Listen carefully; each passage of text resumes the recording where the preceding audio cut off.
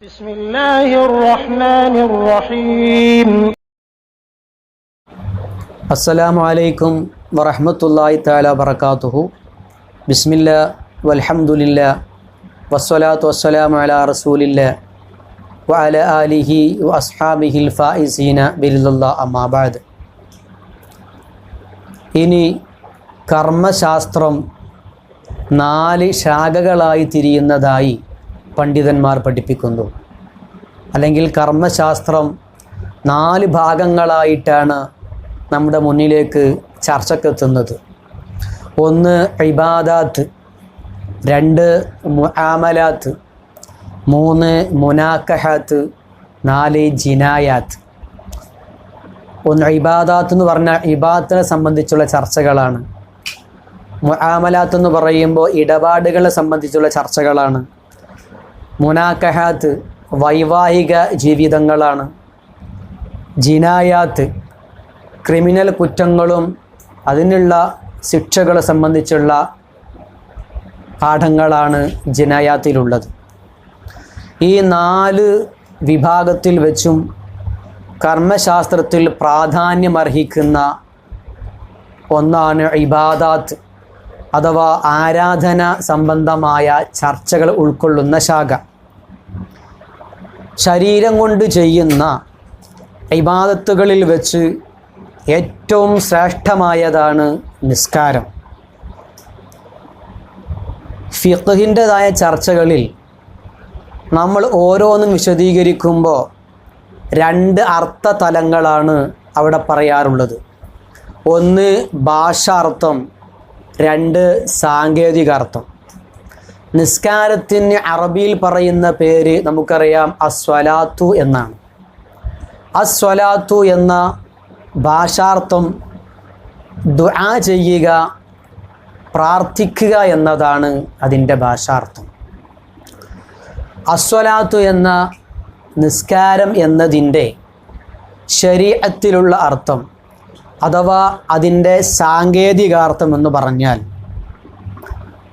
തക്ബീർ കൊണ്ട് തുടങ്ങി സലാം കൊണ്ട് അവസാനിക്കുന്ന ചില പ്രത്യേക വാക്കുകളും പ്രവർത്തികളും അടങ്ങിയ ഒരു ആരാധനാ കർമ്മത്തിനാണ് സാങ്കേതിക ഭാഷയിൽ നിസ്കാരം എന്ന് പറയുന്നത്. നിർബന്ധമായും വ്യക്തികൾക്ക് ബാധിക്കുന്ന നിർബന്ധ ബാധ്യതയായി കൽപ്പിക്കപ്പെട്ട നിസ്കാരങ്ങൾ നമുക്കറിയാം, അത് 5 എണ്ണമാണ്. 5 വഖ്ത് നിസ്കാരമാണ് ഓരോ വ്യക്തികൾക്കും നിർബന്ധ ബാധ്യത ഉള്ളത്. ഈ നിസ്കാരത്തെ അല്ലാഹു സുബ്ഹാനഹു തആല നമുക്ക് ഫർളാക്കുന്നത് ഇസ്റാഇൻ്റെ രാത്രിയിലാണ്.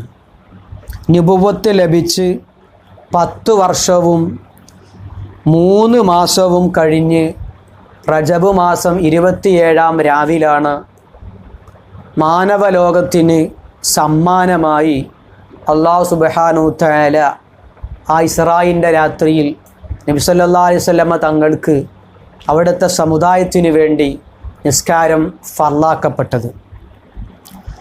അന്ന് നിസ്കാരം ഫർളാക്കപ്പെട്ട ആ ദിവസത്തിൽ നിസ്കാരം ആരംഭിച്ചത് ദുഹുർ മുതലാണ്. അപ്പോൾ അവിടെ ഒരു ചോദ്യം ഉത്ഭവിക്കുന്നുണ്ട്. നിസ്കാരം സുബ്ഹി മുതലല്ലേ ആരംഭം കുറിക്കുന്നത്? അന്ന് ദുഹുർ എന്തുകൊണ്ടാണ്, അല്ലെങ്കിൽ ദുഹുർ നിസ്കാരം മുതൽ അന്ന് ആരംഭിക്കാനുള്ള കാരണം എന്താണ്? അവിടെ പറയാനുള്ളത് 5 വഖ്ത് നിസ്കാരം ഫർളാക്കപ്പെട്ടു എങ്കിലും നിസ്കരിക്കേണ്ട രൂപത്തെ സംബന്ധിച്ചും നിസ്കരിക്കേണ്ട കോലത്തെ സംബന്ധിച്ചും ആരംഭ റസൂലുള്ളാഹി സ്വല്ലല്ലാഹു അലൈഹി വസല്ലമ തങ്ങൾക്ക് വിവരം വഹയിലൂടെ ലഭിച്ചിട്ടില്ലായിരുന്നു. അത് ലഭിക്കുന്നത് ദുഹർ നിസ്കാരത്തിൻ്റെ ആ ഒരു സമയത്തോടു കൂടെയാണ്. അപ്പോൾ അതുകൊണ്ടാണ് നിസ്കാരത്തിനെ സംബന്ധിച്ചുള്ള രൂപങ്ങളും ഭാവങ്ങളും മനസ്സിലാക്കി ദുഹർ മുതലാണ് അതിൻ്റെ പ്രാവർത്തിക രൂപം ആരംഭിക്കുന്നത്. അതുകൊണ്ടാണ് അന്ന് ഫർളാക്കപ്പെട്ട ദിവസത്തിൽ ളുഹർ മുതൽ നിസ്കാരം ആരംഭിക്കാനുള്ള കാരണം.